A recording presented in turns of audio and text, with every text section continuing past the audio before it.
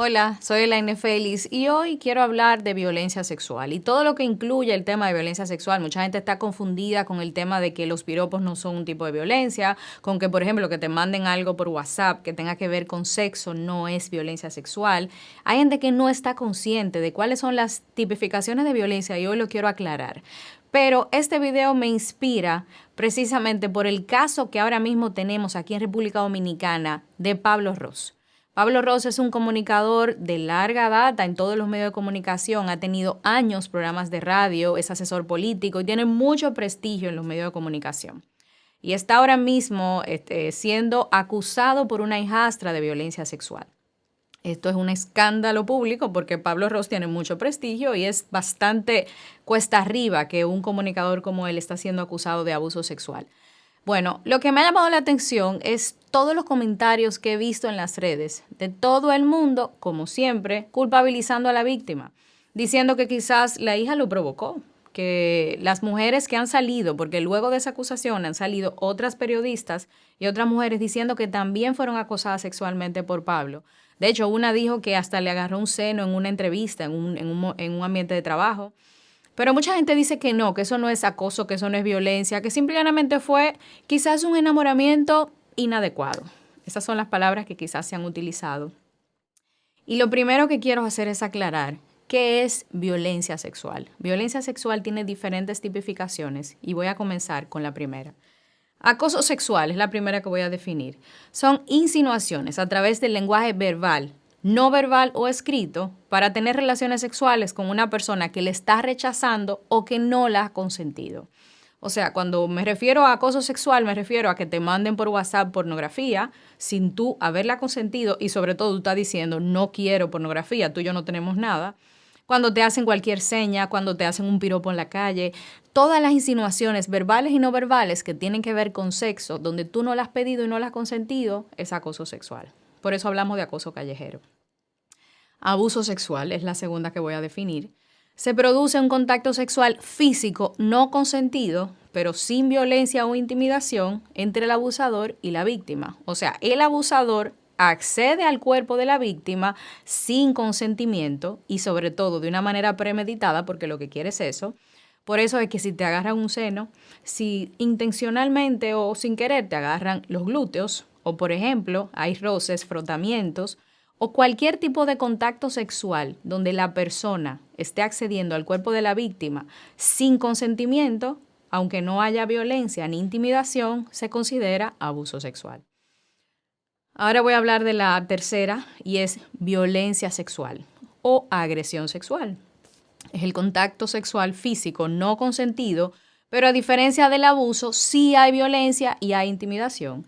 Y aquí es cuando vemos los casos de mujeres que son violadas, por ejemplo, por extraños o por una persona que conoce, u hombres, porque también se da el caso de hombres, aunque en este video voy a hablar de las víctimas femeninas. Voy a hacer otro video solamente para hablar de las víctimas masculinas, porque son dos tratamientos diferentes.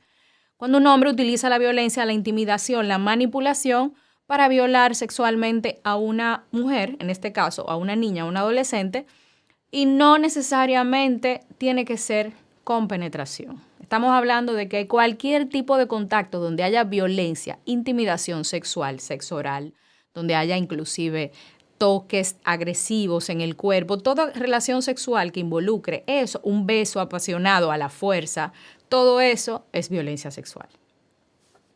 Ok. Aclarando todo esto, mucha gente dice que por qué todas las víctimas han durado tantos años en decirlo.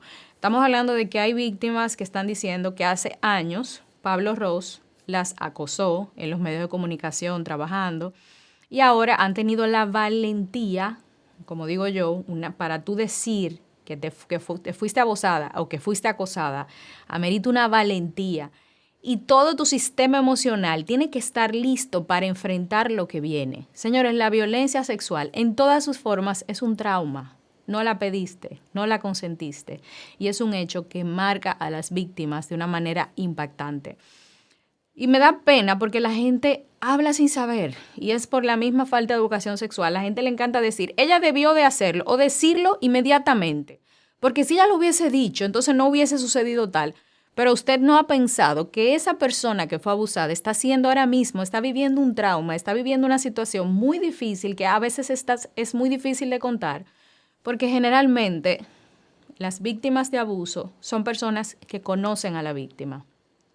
En muchos casos el abuso se da, y no lo digo yo, lo dicen las cifras, por padres, hermanos, personas religiosas que están en el mismo grupo, o por ejemplo puede ser también un tío, un amigo de la familia, y para esa víctima decir lo que pasó y que le crean es muy difícil, porque inclusive va a irrumpir con la paz familiar y el miedo a que no le crean y sobre todo a lo que viene porque está denunciando a una persona que ama quizás, o es una persona en la que confía, o es una persona de la familia, todavía se hace más difícil. Por eso, cuando son extraños, es más fácil que la víctima denuncie. Pero cuando son extraños que tienen el poder de Pablo Ross o el poder de otras personas, como el movimiento de Me Too, productores de Hollywood tan famosos, que perfectamente su palabra contra la de la víctima. Porque ¿cuál es el problema del tema de la violencia sexual? Generalmente sucede donde no hay testigos. La violencia sexual es un crimen, es un delito que se hace sin testigos y donde las pruebas biológicas no siempre están. Porque si no hubo penetración y no hay eyaculación, es muy difícil poder determinar que hubo violencia sexual. Entonces es más difícil que la víctima le crean y más en un sistema machista, patriarcal, donde la mujer se considera como que provocó al abusador. Vivimos en una sociedad donde las mujeres, lamentablemente, que son víctimas de abuso, son juzgadas por la misma sociedad, donde le preguntan, ¿eso era la blusita que tú tenías? Es que tú tenías una mini muy corta, es que tú siempre estás de salamera y muy simpática, donde una mujer muy simpática y muy agradable se considera que lo que busca es sexo. Entonces, cuando hablamos de una sociedad donde nosotras, lamentablemente, somos las muñecas inflables del sistema, y que una mujer no se puede vestir sexy porque le gusta o simplemente es su manera de expresarse, se considera que esa mujer está provocando a los maniáticos sexuales hombres que están en la calle. Estamos normalizando el abuso con ese tipo de cosas y lamentablemente no le estamos enseñando a los hombres que las mujeres no somos muñecas inflables y que una mujer merece el respeto de poder por lo menos preguntarle si quiere sexo, por lo menos pedirle el consentimiento. Antes de una víctima hacer la denuncia, su sistema emocional tiene que estar listo, preparado para lo que va a enfrentar. Y yo le voy a decir lo que va a enfrentar una víctima. Esos fueron algunos bullets que pude sacar para que ustedes entiendan lo que implica ser víctima de abuso sexual en sistemas sociales como estos y muchos sistemas del mundo donde impera el machismo y donde el sistema judicial es como es. Enfrentarse a las dudas y a las críticas que recibirá por haber denunciado. Lo mismo que está pasando la persona que denunció a Pablo Ross, las mujeres que denunciaron al productor de Hollywood en el movimiento Me Too, todas han sido juzgadas por una sociedad que o no les cree o duda o de alguna manera encuentra que ellas son las malas porque de alguna forma provocaron al maltratador. Enfrentarse a la realidad común que vivimos en una sociedad que desculpabiliza al maltratador y prefiere culpar a la víctima, sobre todo cuando el maltratador tiene poder. Lo que analicé ahorita, el caso de Pablo Ross y de los otros maltratadores. Y aquí quiero hacer una observación. Generalmente el maltratador, el abusador, tiene una psicología narcisista, donde es una persona que se gana el reconocimiento público, donde es una persona que es intelectual, que lee mucho, quizás es talentoso en lo que hace, pero no tiene empatía. No le importa a nadie y generalmente es mucho más difícil creerle a la víctima porque se gana la confianza de la gente. Y precisamente por eso, para las víctimas es mucho más difícil denunciar, porque ellas son víctimas porque no tienen lo que ellos tienen. Generalmente el maltratador lo que busca es, con el maltrato, infringir daño y demostrar que yo puedo hacerte daño. Y es una de las características que analizamos siempre que nos encontramos frente a la violencia sexual. Otra de las características que tiene que tener una víctima lista emocionalmente antes de hacer la denuncia y una de las razones por la que tardan tanto tiempo en denunciar, el periodo de latencia, como llamamos, es que tiene que enfrentarse a un sistema de justicia que le va a hacer revivir el hecho.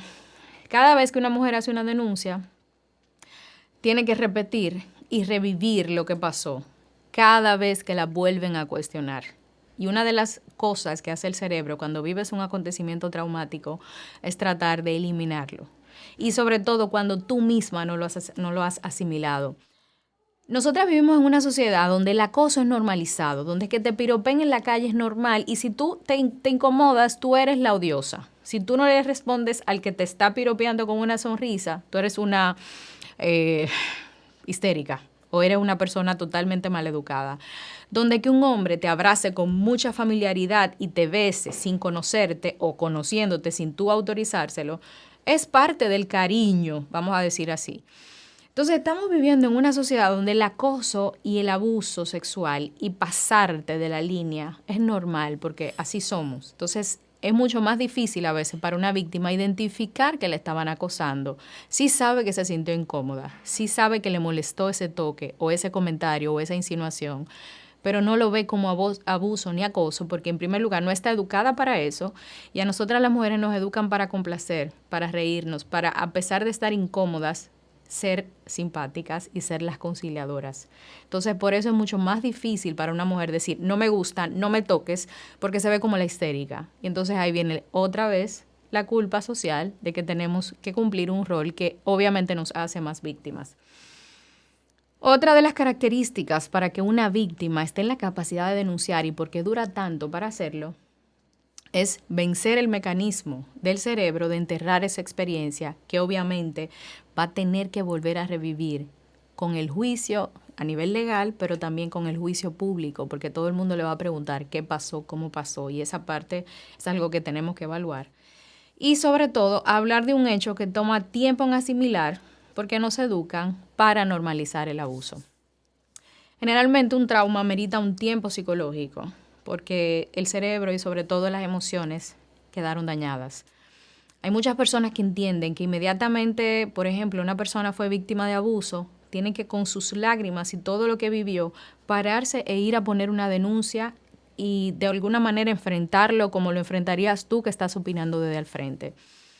Con este video lo que quiero es que antes de usted opinar, pueda enterarse o ponerse un poquito en los zapatos de la víctima y entender que no estamos hablando de que te picó un mosquito, de que te asaltaron, de que te quitaron la cartera, de que se metieron en tu casa unos ladrones y se llevaron el radio. Estamos hablando de una vulneración a tu intimidad y a tu cuerpo y sobre todo a tu intimidad sexual, que es uno de los pilares de nuestra estabilidad como personas. Entonces, me preocupa mucho la manera tan ligera como mucha gente juzga y vuelve y victimiza a las víctimas cuando realmente ellas son las que ahora mismo están pasándola doblemente mal, porque las que se han atrevido a denunciar están siendo etiquetadas y juzgadas por una sociedad que no maneja el tema.